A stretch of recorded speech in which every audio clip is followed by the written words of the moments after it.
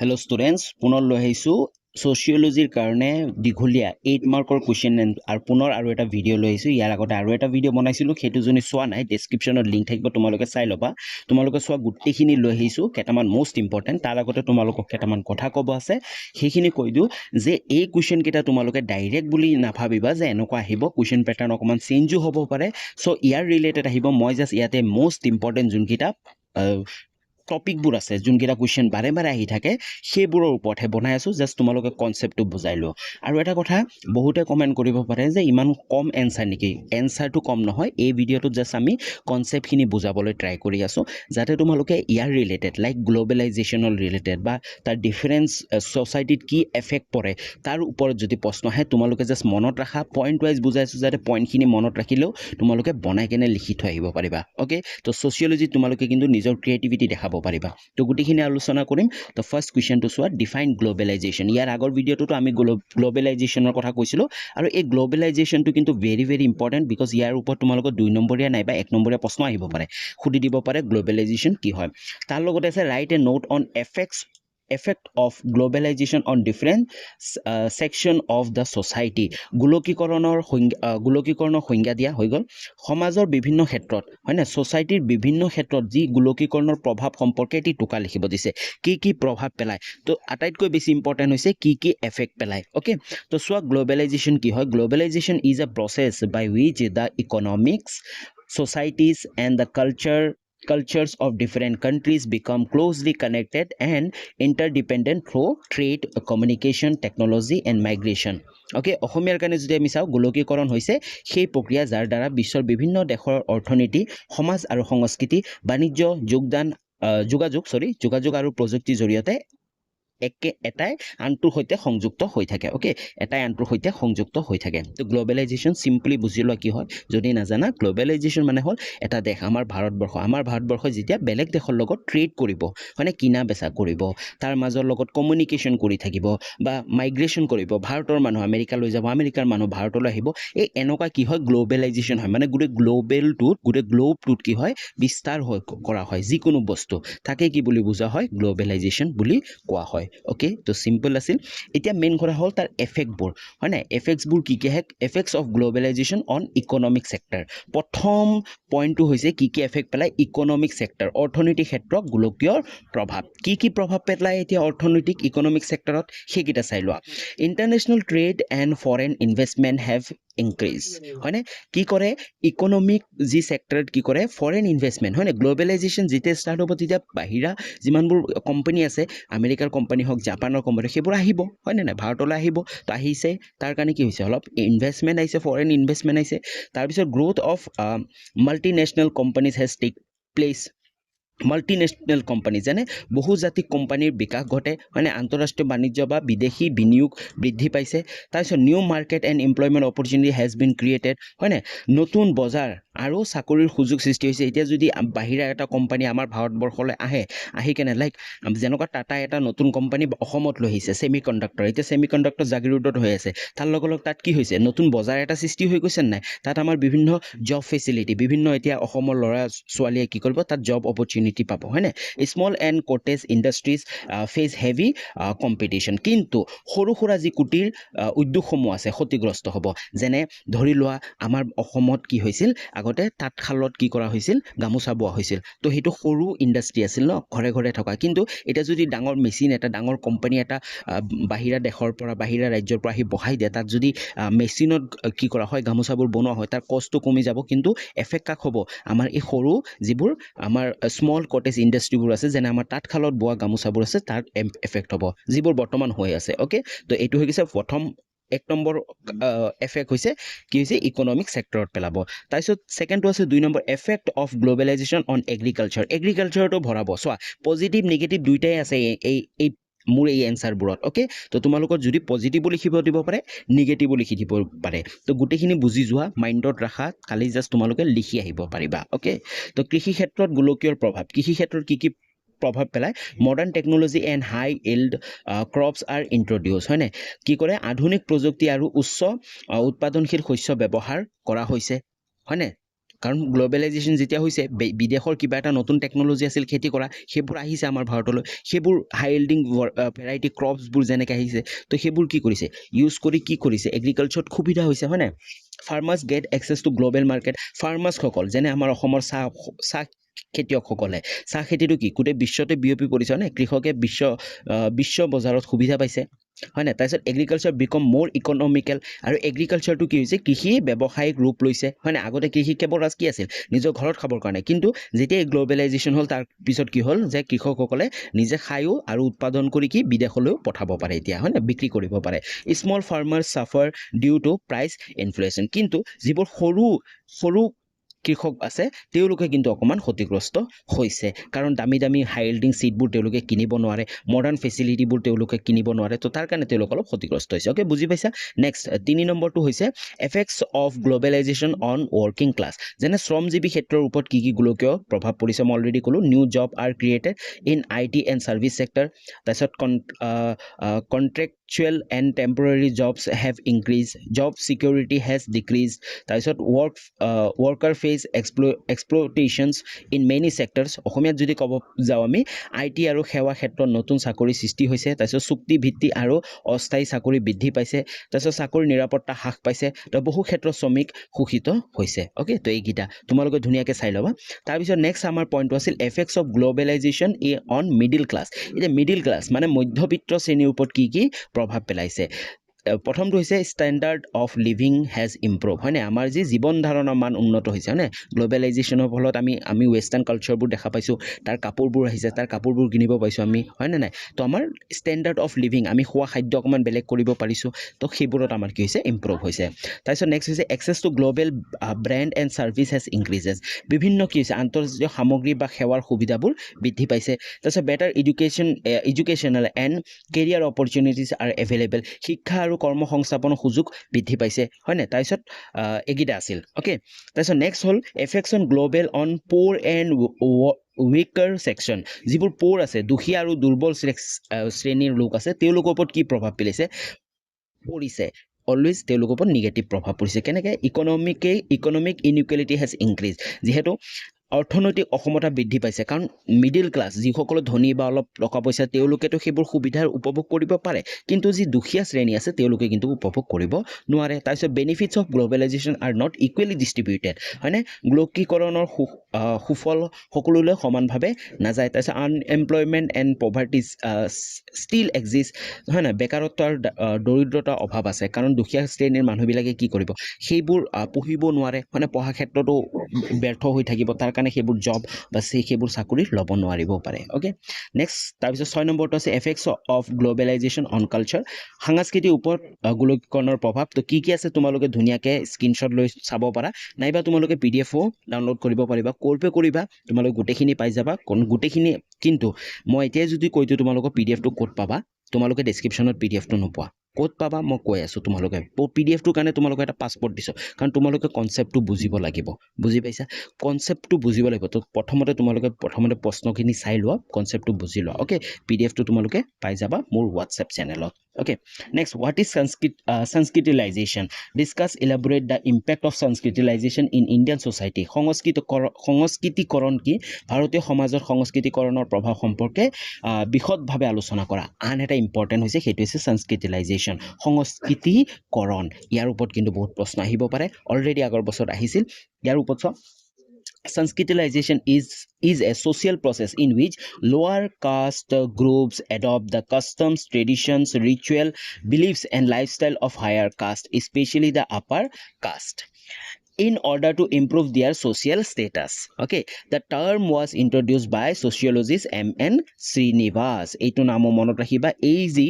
আমাৰ কনসেপ্টটো আছে সংস্কৃতিলাইজেশ্যন এই কনসেপ্টটো কোনে ইন্ট্ৰোডিউস কৰিছিল M.N. Srinivas মনত ৰাখিবা এইটো 1 মাৰ্কৰ কাৰণেও কিন্তু ভেৰি ভেৰি ইম্পৰ্টেণ্ট অসমীয়াৰ কাৰণে সংস্কৃতিকৰণ মানে কি সংস্কৃতিকৰণ হৈছে সেই সামাজিক প্ৰক্ৰিয়া যাৰ জৰিয়তে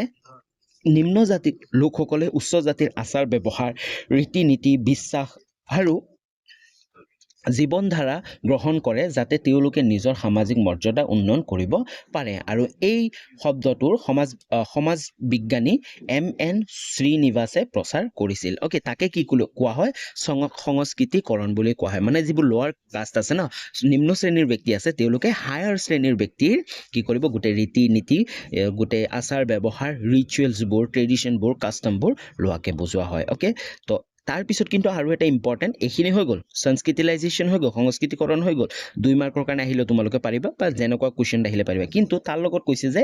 ইলাবৰেট the impact of Sanskritisation in Indian society ভাৰতীয় সমাজৰ সংস্কৃতিকৰণৰ প্ৰভাৱ সম্পৰ্কে বিশদভাৱে আলোচনা কৰা এইখিনিও আহিব পাৰে তো তোমালোকে ধুনীয়াকৈ বুজি যোৱা কি আছে ইম্পেক্ট কি পৰিব পাৰে নম্বৰ 1 হৈছে ইম্প্ৰুভমেণ্ট ইন ছ'চিয়েল ষ্টেটাছ সামাজিক মৰ্যাদা উন্নতি প্ৰথম হ'ল যেনেকৈ লোৱাৰ কাষ্ট গ্ৰুপছ কুড ৰাইজ দিয়াৰ পজিশ্যন ইন ছ'চাইটি যিবোৰ আমাৰ নিম্ন জাতিৰ লোকসকল আছে সমাজৰ উচ্চ স্থান লাভ কৰিবলৈ সক্ষম হয় কাৰণ ইয়াৰ আগতে কি যি উচ্চ শ্ৰেণীৰ জাতিবোৰ আছে জাতিৰ লোকসকল আছিল তেওঁলোকে নিম্ন শ্ৰেণীৰ জাতিক কি কৰিছিল বহুত দুৰ্ব্যৱহাৰ কৰিছিল বিভিন্ন সমস্যা সৃষ্টি কৰি তেওঁলোকক আগবাঢ়িব দিয়া নাছিল হয়নে কিন্তু যদি সংস্কৃতিলাইজেশ্যন হ'ব নাইবা সংস্কৃতিকৰণ হ'ব তাৰ পিছত কি হ'ব যি লোৱাৰ কাষ্ট নিম্ন শ্ৰেণীৰ মানুহবোৰেও কি কৰিব পাৰিব মানে উচ্চ শ্ৰেণীৰ মানুহৰ লগতে কি কৰিব লাগিব নিজৰ ছ'চাইটিত নিজৰ পজিশ্যন এটা ক্ৰিয়েট কৰিব পাৰিব okay they gain respects and recognition in social life তেওঁলোকে সামাজিক স্বীকৃতি আৰু সন্মান লাভ কৰিব তেওঁলোকৰ সমাজত সন্মান লাভ কৰিব মানে তেওঁলোকে সদায় পিছ পৰি নাথাকে ওকে নম্বৰ 1 ছেকেণ্ড আছে change in custom and practice তো আচাৰ ব্যৱহাৰৰ পৰিৱৰ্তন হ'ব adaptation of vegetarian food habits purity ritual and religious practice হয়নে alcohol consumption and animal sacrifice were reduce তো নিৰামিষ আহাৰ তাৰপিছত সুচিতা আৰু ধৰ্মীয় আচাৰ গ্ৰহণ কৰা হয়নে কাৰণ যিহেতু আপাৰ কাষ্টবোৰে এনেকুৱা কৰে তো তেওঁলোকেও কৰিব পাৰিব ওকে মদ্যপান আৰু পশু বলি কমি আহে তো তাৰ কাৰণে মদ্যপান আৰু পশু বলিও কমি আহিব ওকে তাৰপিছত ছেকেণ্ড আছে 3 নম্বৰত আছে ছ'চিয়েল মবিলিটি সামাজিক গতিশীলতা তো ধুনীয়াকৈ তোমালোকে PDF-ত পাই যাবা তাৰপিছত নেক্সট আছিল 4 নম্বৰটো আছিল ৱেকিং অফ আনটাচেবিলিটি যি এই অস্পৃশ্যতাৰ হ্ৰাস ওকে প্ৰনাউন্সিয়েশ্যন হোৱা নাই সৰি তো এই যি আনটাচেবিলিটি হয় না চুব নোৱাৰা তো চুব নোৱাৰাৰ কি হৈছে উইকনেছ কমি আহিছে লাহে লাহে হয়নে ইয়াৰ আগতে বহুত আছিল যে উচ্চ জাতিৰ মানুহে নিম্ন জাতিৰ মানুহক কিন্তু চুব নোৱাৰে নিম্ন জাতিৰ মানুহে উচ্চ জাতিৰ মানুহক চুব নোৱাৰে কিন্তু সেইটো হ্ৰাস পৰি গৈছে কিয় এই কি সংস্কৃতিলাইজেশ্যনৰ কাৰণে ওকে সেইখিনি কথা তোমালোকে লিখিব পাৰিবা তাৰপিছত 5 নম্বৰ আছে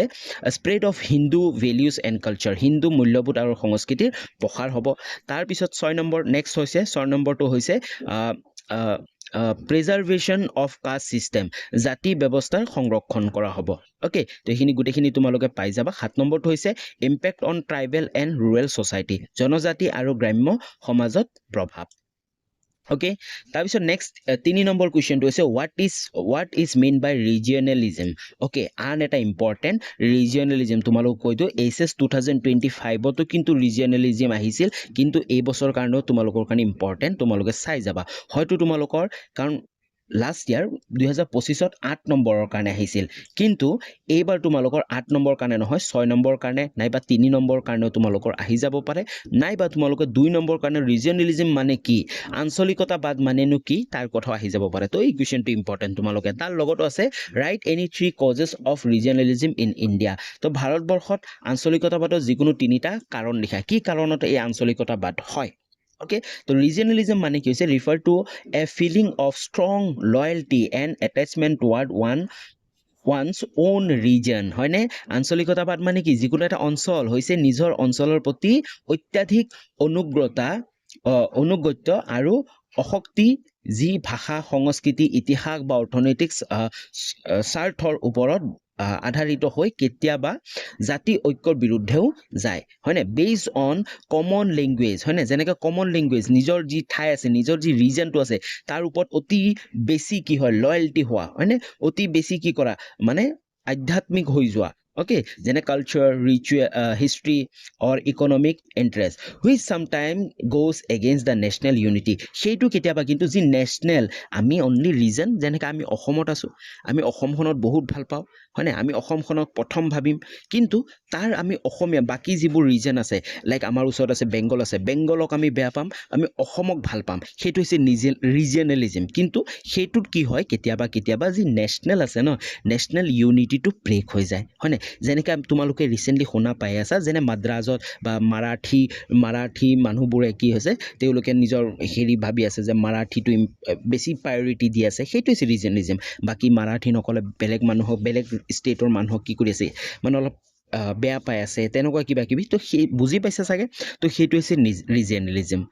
অ'কে, সেইটো হৈছে আঞ্চলিকতাবাদ। এই আঞ্চলিকতাবাদ কিন্তু আমাৰ নেশ্যনেল ইউনিটি, যি গোটেই দেশৰ এটা ইউনিটি আছে, একতা আছিল, সেই একতাত প্ৰভাৱ পেলাব পাৰে। অ'কে, তো এই কুৱেশ্যনটো তোমালোকে হয়তো পঢ়ি কেনে মই বুজোৱাৰ লগে লগে গম পাই গৈছে যে কিমান ইম্পৰ্টেণ্ট। ৰিচেণ্ট টাইমতো কিন্তু এই ৰিজনেলিজিম ওপৰত বহুখিনি ডিবেট দেখা গৈছিল হয়নে নাই। তাৰপিছত কৈছে যে কি তাৰ কজেছ হ'ব পাৰে, কি কাৰণ হ'ব পাৰে, তাৰ কথা আমি লিখি দিওঁ, চাই লওঁ যে কজেছ অফ ৰিজনেলিজিম ইন ইণ্ডিয়া। প্ৰথম হৈছে লিংগুইষ্টিক ডিফাৰেঞ্চ হয়নে, ভাষাগত ভিন্নতা হয়নে। তো প্ৰথম কাৰণটো হৈছে ভাষাগত। এই ৰিজনেলিজিম হোৱাৰ কাৰণ হৈছে ভাষা, কাৰণ আমাৰ ভাৰতটো কি হয়, বিভিন্ন ভাষিক দেশ আছে হয়, মানে মানুহ আছে। আমি যদি চাউথত যাওঁ তাত তামিল কোৱা আছে, তেলেগু কোৱা আছে, অসমীয়া, বাংলা হয়নে, হিন্দী, মাৰাঠী, বিহাৰী, বহুত ভাষা আছে। তো এই লিংগুইষ্টিকৰ ওপৰতো কি হয়, ভাষাগত বিভিন্নতা দেখা যায়। India has a great diversity of language. ভাৰতত বহু ধৰণৰ ভাষা আছে। People develop emotional attachment to their mother tongue হয়নে। মানুহে নিজৰ মাতৃভাষাৰ প্ৰতি গভীৰ আসক্তি অনুভৱ কৰে হয়নে, যেনে আমি অসমীয়াসকলে অসমীয়া ভাষাক লৈ কৰোঁ। য়েছ, তো সেইটোৱে কৈছে লেংগুৱেজ বেছ আইডেণ্টিটি প্ৰমোটছ ৰিজনেলিজিম। এই ভাষাৰ ভিত্তিত আঞ্চলিক চিন্তাধাৰা বৃদ্ধি পায়। মানে সেইটো কোৱা নাই যে আমি কৰিব নালাগে, লাগে। আমাৰ নিজৰ যি মাতৃভাষাটো আছে সেইটো আমাৰ কাৰণে ইম্পৰ্টেণ্ট, বাট তাক লৈ আমি এই ৰিজনেলিজিম হ'ব নালাগে। বুজি পাইছা, যে অভাৰ হ'ব নালাগে, যে আমাৰ যি দেশখন আছে, দেশৰ এটা ইউনিটি আছে ন, সকলো মানুহ মিলা প্ৰীতি। এতিয়া আমাৰ মাজত হিন্দীভাষী মানুহো থাকিব পাৰে হয়নে, বিহাৰীভাষী মানুহো থাকিব পাৰে, বাংলাভাষী মানুহ থাকিব পাৰে, তেলেগু মানুহ থাকিব পাৰে। তো এতিয়া আমি তেওঁলোকক আমি ঘৃণা কৰিব নাযাম। অ'কে, তেওঁৰ লেংগুৱেজ তেলেগু বা তেওঁৰ লেংগুৱেজ কিবা, সেইটো বেলেগ কথা, বাট আমাৰ সকলো আমি এটা ইউনিটিত থাকিব লাগিব হয় নাই, কাৰণ আমাৰ দেশখনোতো আছে ন। অ'কে, বুজি পাইছা, তো এইটো এটা আশা কৰোঁ বুজি পাইছা। তোমালোকে পুনৰ এবাৰ পঢ়ি ল'বা, ধুনীয়াকৈ বুজি যাবা। তাৰপিছত নেক্সট হৈছে 2 নম্বৰ হৈছে ইকনমিক ইনইকুৱেলিটি বিটুইন ৰিজন হয়নে, অঞ্চলসমূহৰ মাজত অৰ্থনৈতিক অসমতা। এতিয়া চোৱা, বহুত কেইটামান অঞ্চল আছে যেনেকৈ আমাৰ পাঞ্জাৱ হওক, হাৰিয়ানা হওক, সেইবোৰ অঞ্চল কি অতি কৃষিকাৰ্য হয়, তো বহুত আগবাঢ়া। আনফালে যদি আমি কৃষিৰ ক্ষেত্ৰত চাব যাওঁ, বহুত এনেকুৱা ঠাই আছে য'ত কৃষিয়ে নহয়, যেনে ৰাজস্থানৰ খেতিয়ে নহয়, বিকজ তাত খেতি কৰাৰ সুবিধা নহয় হয়নে। চাম ৰিজন আৰ মোৰ ডেভেলপ দেন আদাৰ। কিছুমান ৰিজন আছে, কিছুমান অঞ্চল আছে, কিছুমান অঞ্চল বহুত বেছি উন্নত হয়নে। বেকৱাৰ্ড ৰিজন ফিল নিগলেক্টেড বাই গভৰ্ণমেণ্ট। আৰু যি পিছপৰা অঞ্চলসমূহ আছে, চৰকাৰৰ পৰা অৱহেলিত অনুভৱ কৰে। তো তাৰ কাৰণেও বহু কিছুমান কি হয়, এই ৰিজনেলিজিম দেখা যায় হয়নে। দিছ ক্ৰিয়েট ডিজাষ্টিফিকেশ্যনছ অফ ৰিজনেল মুভমেণ্ট। ফলস্বৰূপে আঞ্চলিক আন্দোলন সৃষ্টি হয়। তাৰপিছত নেক্সট আমি যদি যাওঁ, 3 নম্বৰ হৈছে কালচাৰেল ডিফাৰেঞ্চ, সাংস্কৃতিক বিভিন্নতা। যেনেকৈ আমাৰ ভাৰতৰ ভাষাৰ বিভিন্ন ভাষিক মানুহ আছে, তেনেকুৱা বিভিন্ন সংস্কৃতিৰো মানুহ আছে। আমাৰ অসমখনতে চাবগৈ গ'লে কিমান সংস্কৃতিৰ মানুহ আছে হয়নে নাই। চবৰে সংস্কৃতিটো বেলেগ বেলেগ বহুত মানুহ আছে হয়, সকলো অসমীয়া হয়, অসমীয়া এটা সংস্কৃতি আছে, বাট তাৰ মাজতো যদি আমি চাবলৈ যাওঁ বহুত কিছুমান সংস্কৃতি দেখা যায়। অ'কে, যেনে different regions have distinct custom, traditions and festival হয় নাই। বহুতো বিভিন্ন ধৰণৰ ফেষ্টিভেলছ আছে, নিজা এটা কাষ্টমছ আছে। পিপল ট্ৰাই টু প্ৰটেক্ট দিয়াৰ ৰিজিয়নেল কালচাৰ। আৰু সকলোৱে কি ভাবে হয়নে, বিভিন্ন অঞ্চলত নিজস্ব ৰীতি নীতি, পৰম্পৰা আৰু উৎসৱ আছে হয়নে। মানুহে নিজৰ অঞ্চলৰ সংস্কৃতি সংৰক্ষণ কৰিবলৈ চেষ্টা কৰে। তাৰপিছত দিছ ষ্ট্ৰেন্থছ ৰিজিয়নেল আইডেণ্টিটি, আৰু ইয়াৰ ফলত আঞ্চলিকতাবাদ বৃদ্ধি পায়। ওকে তো আশা কৰোঁ বুজি পাইছা ধুনীয়াকৈ তো এইকেইটা আছিল তোমালোকে নিগেটিভ নুবুজিবা আকৌ বেলেগ কিবা জাষ্ট এইটো কনচেপ্টটো মই বুজাবলৈ ট্ৰাই কৰিছোঁ ওকে তো নেক্সট আমি আগবাঢ়ো 4 নম্বৰ কুৱেশ্যনটো চোৱা এইটো এটা important right A note on green revolution সেউজ বিপ্লৱৰ বিষয়ে এটি টোকা লিখা তোমালোকক কৈছোঁ মই লাইভ আহিছিলোঁ লাইভতো কৈছোঁ ইয়াৰ কথা গ্ৰীণ ৰিভলিউশ্যনৰ কথা কিন্তু বহুতেই ইম্পৰ্টেণ্ট তোমালোকৰ 2 নম্বৰীয়া কুৱেশ্যনত আহি যাব পাৰে 4 নম্বৰীয়া কুৱেশ্যনত আহিব পাৰে নাইবা তোমালোকৰ দীঘলীয়া প্ৰশ্নত আহিব পাৰে আৰু গ্ৰীণ ৰিভলিউশ্যনৰ এফেক্ট কি আছিল কি এফেক্ট পৰিছিল তাৰ কথা আহিব পাৰে তো ধুনীয়াকৈ তোমালোকে অলৰেডি জানা গ্ৰীণ ৰিভলিউশ্যন এইটো এটা ইম্পৰ্টেণ্ট তো গোটেইখিনি তোমালোকে পিডিএফত চাই ল'বা পিডিএফটোৰ লিংক ডেছক্ৰিপশ্যনতে পাবা কিন্তু তাৰ কাৰণে এটা পাছপোৰ্ট লাগিব সেই পাছপোৰ্টটো মই কৈ আছোঁ তোমালোকক মই কৈ দিম তাৰ আগতে চোৱা যে ইম্পেক্ট অন গ্ল'বেলাইজেশ্যন কি ইম্পেক্ট পৰিব ইনক্ৰিজ ইন এগ্ৰিকালচাৰ প্ৰডাকশ্যন হয় নাই কৃষিৰ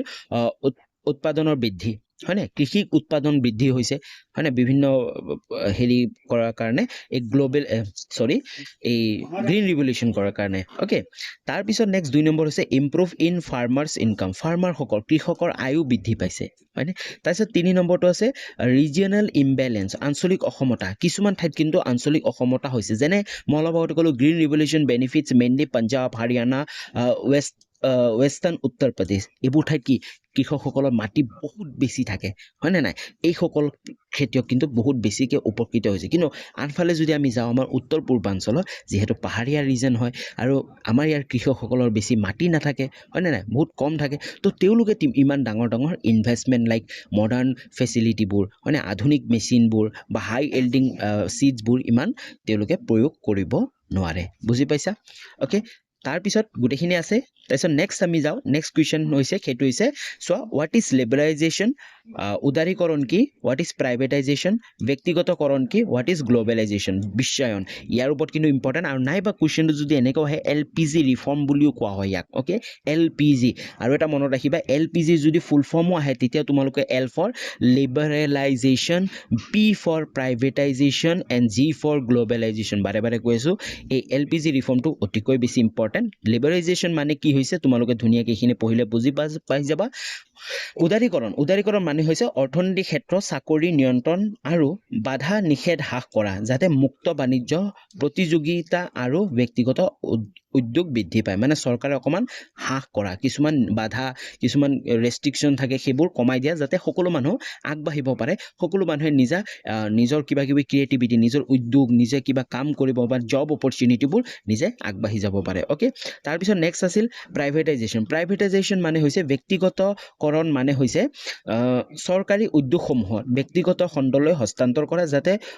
কাৰ্যক্ষমতা আৰু উৎপাদনশীলতা বৃদ্ধি পায় অ'কে তাৰপিছত নেক্সট হৈছে গ্ল'বেলাইজেশ্যন অলৰেডি বুজালৈ গ্ল'বেলাইজেশ্যন কি হয় তোমালোকে বুজি পাইছা তথাপিতো তোমালোকে চাই ল'বা অ'কে তাৰ আৰু এটা ইম্পৰ্টেণ্ট কিন্তু impact of liberalisation privatisation globalisation on Indian economy ভাৰতীয় অৰ্থনৈতিক ইয়াৰ কি প্ৰভাৱ পৰিছিল তাৰ ওপৰতো কিন্তু সুধি দিব পাৰে যিকোনো এটাৰ তো গোটেইখিনি লিখা আছে তোমালোকে ধুনীয়াকৈ চাই যাবা অ'কে গোটেইখিনি impact on privatisation on Indian economy ভাৰতীয় অৰ্থনীতি ব্যক্তিগতকৰণৰ প্ৰভাৱ কি প্ৰভাৱ পৰিছিল ধুনীয়াকৈ পইণ্ট ৱাইজ বাৰে বাৰে কৈছোঁ সেই পইণ্টকেইটা মনত ৰাখি যাবা আৰু নিজে বনাই কেনে লিখি থৈ আহিবা অ'কে ক্লিয়াৰ নেক্সট তাৰপিছত আছে impact of globalisation on Indian economy ভাৰতীয় অৰ্থনীতি বিশ্বায়নৰ সম্ভাৱনা ভাৰতীয় গ্ল'বেলাইজেশ্যনৰ কাৰণে কি প্ৰভাৱ পৰিছিল অলৰেডি এইটো আলোচনা কৰিলোঁ আমি অ'কে তাৰপিছত নেক্সট আমি যদি যাওঁ নেক্সট 6 নম্বৰ কুৱেশ্যনটো আছে what is mean by mass media মই কৈ দিওঁ এই প্ৰশ্নটো কিন্তু তোমালোকৰ কাৰণে ভেৰি ভেৰি ইম্পৰ্টেণ্ট কাৰণ প্ৰতিটো বছৰতে বেছিভাগ বছৰতে কিন্তু মাছ মিডিয়া ৰিলেটেড প্ৰশ্ন আহিছে মাছ মিডিয়া কি হয় হোৱাট ইজ মাছ মিডিয়া এই বস্তুটো তোমালোকে জানিবা কাৰণ এই বস্তুটো জানিলে তোমালোকৰ 4 নম্বৰ হওক 2 নম্বৰ হওক প্ৰশ্নটো হেল্প হ'ব আৰু তাৰ লগে লগে কৈছে what are the function of mass media এইটো ইম্পৰ্টেণ্ট কি ফাংচন আছে মানে এই গণমাধ্যমৰ কাৰ্যবোৰ কি কাৰ্য আছে এইটো তোমালোকৰ কাৰণে ইম্পৰ্টেণ্ট অ'কে তো চোৱা মাছ মিডিয়া মানে কি মাছ media refers to the various means of communication that are used to reach a large number of people at the same time such as newspaper, radio, television, cinema and internet এই সকলোবোৰ হৈছে মাছ media যেনেকৈ তোমালোকে বৰ্তমান YouTube চাই আছা ইউটিউবত মোৰ ভিডিঅ' চাই আছা এইটো এটা মাছ মিডিয়া হয়নে ইয়াৰ ফলত এডুকেশ্যন পাই আছা এণ্টাৰটেইনমেণ্ট লৈ আছা হয়নে বা তোমালোকে এৱাৰনেছ হৈ আছা নাই তোমালোকে কিবা বস্তু ইনফৰমেশ্যন লৈ আছা তো গোটেইখিনি কি হয় এইবোৰ মাছ মিডিয়া হয় অ'কে গণমাধ্যম মানে সেই হৈছে সেই সকলো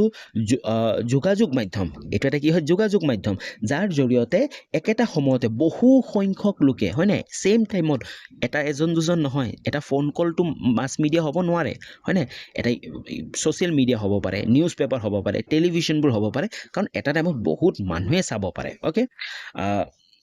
লোকলৈ তথ্য বা বাৰ্তা প্ৰচাৰ কৰা হয় যেনে সংবাদপত্ৰ ৰেডিঅ' হয় নাই টেলিভিশ্যন চিনেমা আৰু ইণ্টাৰনেট এই সকলোবোৰ অ'কে তাৰপিছত কিন্তু আটাইতকৈ ইম্পৰ্টেণ্ট হৈছে ফাংচন অফ মাছ মিডিয়া কি ফাংচন আছে এক নম্বৰটো হৈছে প্ৰভাইডিং ইনফৰমেশ্যন তথ্য প্ৰদান কৰা হয়নে তথ্য প্ৰদান কৰে যেনে নিউজবোৰে কৰে হয়নে নিউজবোৰে কৰে বা পেপাৰবোৰে কৰে বা ৰেডিঅ'বোৰে কৰে বিভিন্ন তথ্য ক'ৰবাত কিবা হৈছে ক'ৰবাত কিবা ঘটনা হৈছে ক'ৰবাত কি হৈছে ক'ত কোন আহিছে কি হ'ল কি নহ'ল গোটেইখিনি আমি ক'ত পাওঁ ইনফৰমেশ্যন এই মাছ মিডিয়াৰ ফলৰ পৰাই পাওঁ বৰ্তমান সময়ত আমি ইউটিউবত পাওঁ ফেচবুকত পাওঁ হয়নে নাই হোৱাটছএপত পাওঁ অ'কে নেক্সট 2 নম্বৰটো হৈছে সেইটো হৈছে এডুকেশ্যন শিক্ষাৰ প্ৰদান এইটো আৰু বুজাব লাগে বুলি মই আশা নকৰোঁ কাৰণ তোমালোকে নিজে মাছ মিডিয়া ইউটিউবটো ইউজ কৰি আছা কিহৰ কাৰণে এডুকেশ্যন কাৰণে অহাকালি তোমালোকৰ এক্সাম আছে এক্সামৰ কাৰণে তোমালোকে প্ৰিপেৰেশ্যন কৰি আছা অ'কে নেক্সট তাৰপিছত আছে 3 নম্বৰ আছে এণ্টাৰটেইনমেণ্ট য়েছ মনোৰঞ্জনৰ কাৰণে আমি এই মাছ মিডিয়া প্ৰয়োগ কৰোঁ যেনে আমি ছ'চিয়েল মিডিয়াবোৰ ইনষ্টাগ্ৰাম হওক ফেচবুক হওক ইউটিউব হওক তাত আমি এণ্টাৰটেইনমেণ্ট গান শুনো ডান্স চাওঁ কিবা কিবি ভিডিঅ' চাওঁ অ'কে তাৰপিছত নেক্সট 4 নম্বৰটো হৈছে সেইটো হৈছে ফৰ্মেশ্যন অফ পাব্লিক অপিনিয়ন সমাজ গঠন হয় না জনমত গঠন হয় না পাব্লিক অপিনিয়নো থাকে কাৰণ তোমালোকে চাব পাৰা বিভিন্ন কিবা এটা ক'ৰবাত কিবা এটা হৈছে কিবা এটা সংঘটিত হৈছে তাৰ ওপৰত মানুহে নিজেও বহুত কি কৰিব পাৰে অপিনিয়ন দিব পাৰে মানুহে নিজে হয় নে নাই ফেচবুকতে যোনে তোনে সকলোৱে কি নিজৰ অপিনিয়ন নিজে কি ভাবে কি ভাবিছে সেই বস্তুটো লৈ তাৰ ওপৰতো মানে পোষ্ট কৰিব পাৰে বুজি পাইছা ধুনীয়াকৈ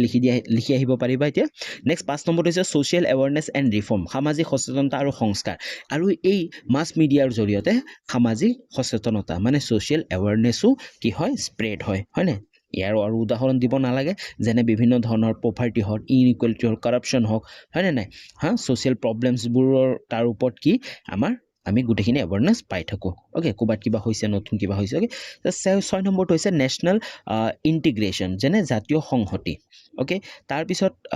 লাষ্ট কিন্তু কনক্লুজন উপসংখ্যা তোমালোকে লিখিবা অ'কে তো এইকেইটাই আছিল মষ্ট ইম্পৰ্টেণ্ট এতিয়া তোমালোকক কৈ দিওঁ যে ডেছক্ৰিপশ্যনত হোৱাটছএপ চেনেল ডেছক্ৰিপশ্যনত এই কমপ্লিট PDFটো লিংক পাই যাবা কোনো ধৰণৰ পাছপৰ্ট নালাগে তোমালোকে জাষ্ট ডাউনলোড কৰি গোটেইখিনি চাই যাবা কিন্তু পুনৰ আৰু এবাৰ কৈ আছোঁ এইকেইটা কনচেপ্ট বুজি যোৱা ইয়াৰ ৰিলেটেড প্ৰশ্ন আহিলে তোমালোকে লিখি আহিবা নিজে হ'লেও বনাই কেনে হ'লেও লিখি আহিবা অ'কে মই কোৱা নাই এইকেইটা ডাইৰেক্ট এইকেইটাই আহিব এইকেইটা নাহিবও পাৰে আহিবও পাৰে কিন্তু এইকেইটা প্ৰশ্ন কিয় দিছোঁ কাৰণ এইকেইটা প্ৰশ্ন ইয়াৰ আগত আৰু এটা ভিডিঅ' দিছোঁ সেইটো চাবা এইকেইটা প্ৰশ্ন কিন্তু ভেৰি ভেৰি ইম্পৰ্টেণ্ট মানে বহুতবাৰ ৰিপিট হৈ থাকে এইবোৰ প্ৰশ্ন অ'কে তো আজিলৈ ইমানখিনি আছিল পুনৰ লগ পাম নতুন এটা ভিডিঅ' লৈ তেতিয়ালৈ বাই বাই